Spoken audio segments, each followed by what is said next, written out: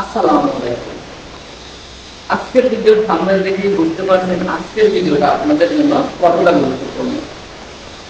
আপনি পুকুর বা নিচু জমি ভরাট করে টবের বাড়ি অথবা সমতল করে অন্য কিছু করবেন, কিন্তু এই পুকুর বা নিচু জায়গাটা থেকে আপনার কত পরিমাণ বালি বা মাটি লাগবে এই পরিমাণটা কিন্তু আপনি অজানা। তো আমাদের ভিডিওটা যদি আপনি পুরোটা দেখেন তাহলে আপনি অবশ্যই শিখতে পারবেন যে আপনার ওই নিচু জমিতে নিচু জমি বা পুকুরে যে পরিমাণ মাটি অথবা বালি যেটাতেই করেন কি পরিমাণ বালি এবং মাটি লাগবে সেটা আপনি নিজেই পরিমাপ করতে পারবেন। শুধু ধৈর্য ধরে একটু আমার ভিডিওটা সম্পূর্ণ দেখুন। আমার ভিডিওটা আপনি যদি আজ সম্পূর্ণ দেখেন তাহলে আমি নিশ্চিতভাবে বলতে পারি যে আপনি এই পরিমাপটা আপনি নিজেই করতে পারবেন। চলুন কথা না বাড়িয়ে ভিডিওটা শুরু করা যাক। দেখতে থাকুন আজকের ভিডিও কিন্তু আপনার জন্য খুবই গুরুত্বপূর্ণ। চলুন এখন আমি আপনাদেরকে দেখাচ্ছি যে কিভাবে একটা পুকুর বা নিচু জমি ভরাট করবেন, কতটুকু বালি বা মাটি প্রয়োজন।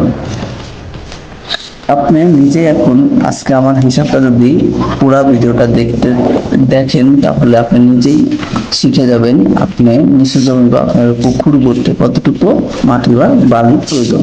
চলুন ভিডিওটা এখন শুরু করি। আমরা একটা পুকুর ধরে নিয়েছি, একটা পুকুর এটা ধরে নিলাম। পুকুরটার দৈর্ঘ্য আছে 50 ফিট, প্রস্থ আছে 40 ফিট এবং উচ্চতা আছে 5 ফিট। তো আমাদের যেটা পুকুর বা নিচু জমি ভরাট করার যে একটা সূত্র আছে, সেই সূত্রটা হলো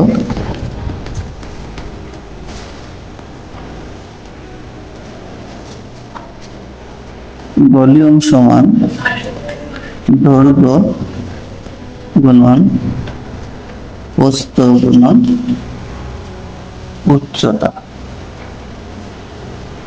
তো আমরা যে পুকুরটা ধরে নিয়েছি সেটার দৈর্ঘ্য কত? 50 ফিট, প্রস্থ কত? 40 ফিট এবং উচ্চতা কত? 5 ফিট। তিনটা মান গুণ করলে আমরা পাচ্ছি 10,000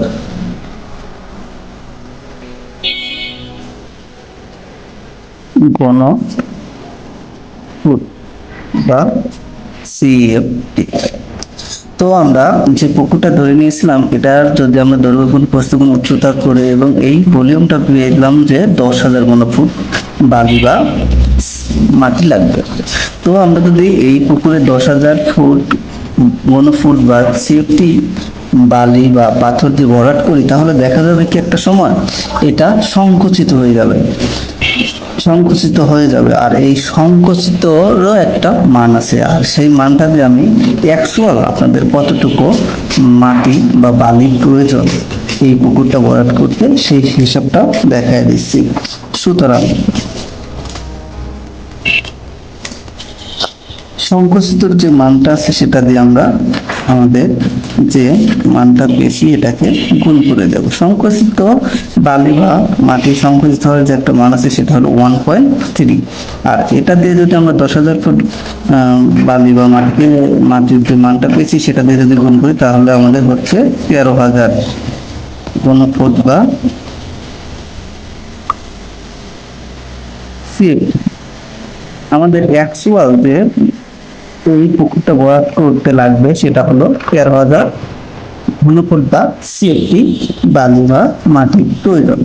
আমরা যে পুকুরটা ধরেছিলাম সেটা মাটির সংকুচিত হবে এইটা ধরে নিয়ে যে আমাদের মাটি ফেলতে হবে, কারণ একটা এই মাটি ফেললে কিছুদিন পরে এই মাটি নিচু হয়ে যাবে বা দেবে যাবে বা সংকুচিত হয়ে যাবে। এই জন্য আমরা সংকুচিত মান 1.3 দিয়ে গুণ করলাম এবং যে মানটা বেরোলো সেটা হলো 13,000 ঘনফুট বা সেফটি। এই মাটিটা যদি আমরা এই পুকুরটাতে ফেলি তাহলে আমাদের এই পুকুরটা আর কখনোই সংকুচিত বা নিচু হয়ে যাবে না, আবার আমাদের মাটি ফেলতে হবে এরকম আর হবে না। তো এবার চলুন আমরা দেখি এই 13,000 ঘনফুট বা এই সিএফটি বালি বা মাটি আমাদের টাকের হিসাবটা। কত টাক বালি আমাদের লাগবে টাকের হিসাব। আমরা যদি বড় টাক ধরে নেই তাহলে এটাতে 500 সিএফটি বালি ধারণ ক্ষমতা থাকে, বা কুচকুচিটাকে এর থেকে বেশি থাকতে পারে। তবে 500 সিএফটি বালি ধরে যদি বা মাটি আটার সক্ষম ট্রাক ধরে নিই, তাহলে সেইটাকে আমরা 13,000 দ্বারা 500 সিএফটি সেই ট্রাক মানটা দিয়ে ভাগ করলে আমরা 26 ট্রাক বালি লাগবে। আমার ভিডিওটা যদি অবশ্যই ভালো লেগে থাকে তাহলে লাইক, কমেন্ট, শেয়ার করবেন। ধন্যবাদ। আসসালাম।